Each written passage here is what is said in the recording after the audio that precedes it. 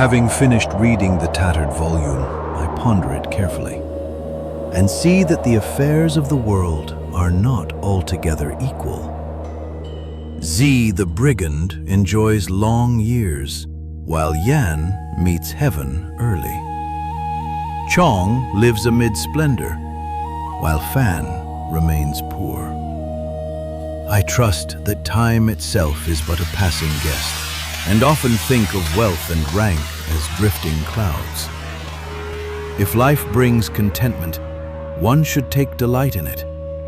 And now, let's just look upon Lü Dongbin as he wanders eastward.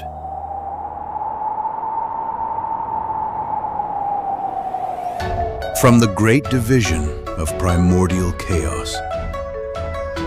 When heaven rose upward and earth sank below, worlds arose unseen by mortal eyes. Boundless heavens where immortals dwell in silence and light.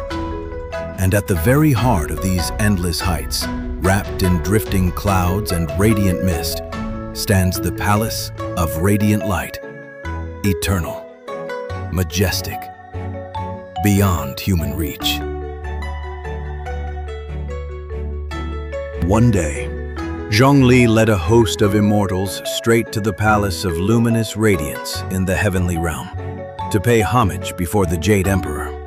He also brought his disciple, Huaitong, with him.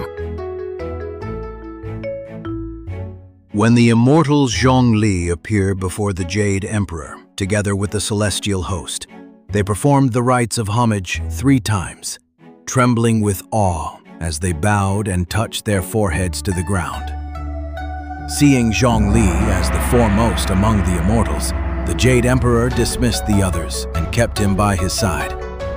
He ordered an ornate carved seat to be brought forth and invited Zhongli to sit within the palace of radiant light. A heavenly banquet was then prepared, immortal fruits, sacred dishes, and wine shared between them. Together they spoke of the teachings of the immortals, the depths of the sacred law, and the affairs of the mortal world. Meanwhile, Huitong waited for his master outside the 3 heavenly gates. The sky was clear, all purple mist gone. Huitong looked down upon the mortal world. He saw distant blue mountains in haze, green waters flowing on, vermilion pavilions rising, and painted towers standing tall. In flower-lined streets, women strolled and played, while in wine houses and music halls, revelers feasted and drank. A sudden mortal longing flared within him. After years of cultivation on Mount Zhongnan, he had never seen such beauty. He stepped onto a cloud and descended to the lower world, seeking rebirth among mortals.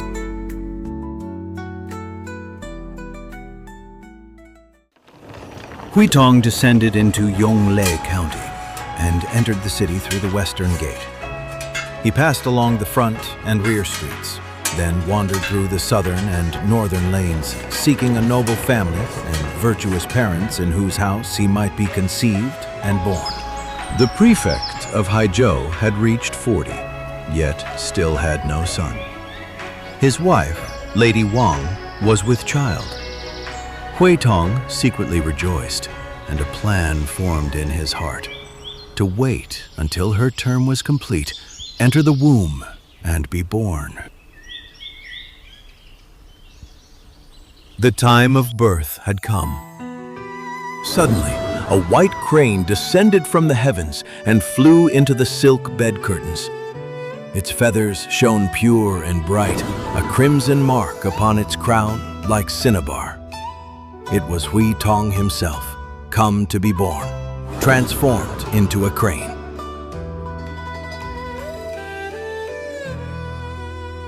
The boy was born on the 4th day of the 4th month, in the 14th year of Genyuan, at the hour of C.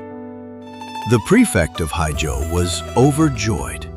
In the child's palm appeared a strange mark, 1 mountain and 3 mouths. Thus he was given the name Yan, with the courtesy name Dongbin.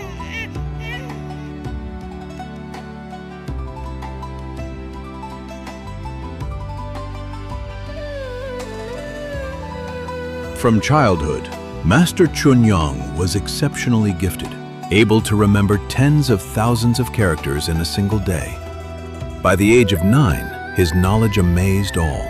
His essays rivaled Ban Meng Jian and Yang Ziyun. His verses echoed Du Zimei and Li Taibai, and his calligraphy resembled Zhong Yao and Wang Yujun. By nature, his form was like cast gold, his essence like wood, his bearing that of a Daoist immortal. In youth, he studied at the Imperial Academy, yet twice failed the civil examinations. Why could such a gifted young man not succeed? As it is said, the writing of an immortal is not to the taste of ordinary eyes.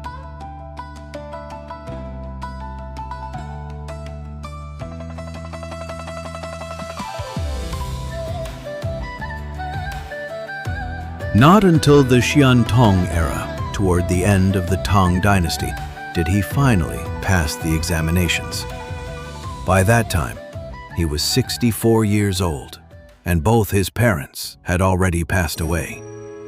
Meanwhile, the immortal Zhongli in the azure celestial cavern on Mount Zhongnan suddenly thought of his former disciple and said, "Since Hui Tong descended into the human world, by the reckoning of the immortals, only 3 years have passed. Yet in the mortal realm, more than 60 years have gone by. If I do not go to guide him, I fear he may not escape the wheel of reincarnation." Thereupon he left the azure celestial cavern on Mount Zhongnan and personally descended to guide Master Chunyang.